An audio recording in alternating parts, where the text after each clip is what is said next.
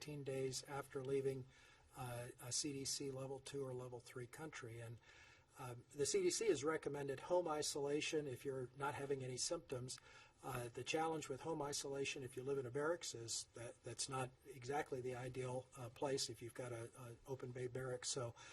So we're adapting, and as was mentioned earlier, in some of the bases, they're finding solutions, seeing what works, and then adjusting as they go forward.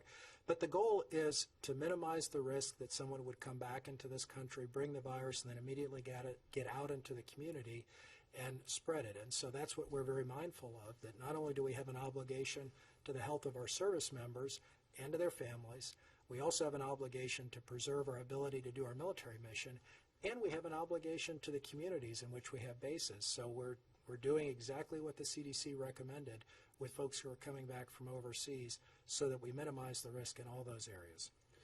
All right. Paul Henley, AFP, will be the last question. Hello, Paul Henley from AFP.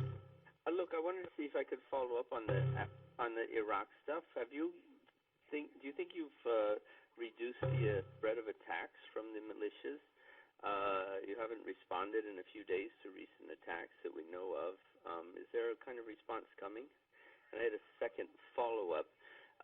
Is there any worry that the spread of the COVID-19 virus might affect the ability to keep ISIS detainees in Iraq and in Syria?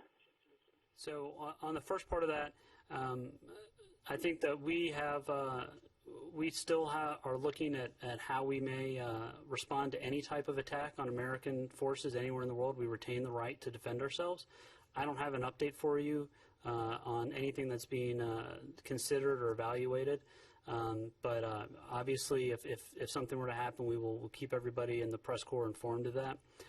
With regard to detainees, I know very little about the COVID-19 and our detainees. I would have to get somebody to get back to you on that, unless the general. Yeah, no, I would say that we are continuing to take care of every one of our service members going forward. So I have nothing on detainees either. We're focused on taking care of our U.S. service members and our allies and partners going forward. So I don't have anything more on that. Yeah. So sorry. We'll get somebody from CENTCOM in touch with you to address that question. Thank you, guys.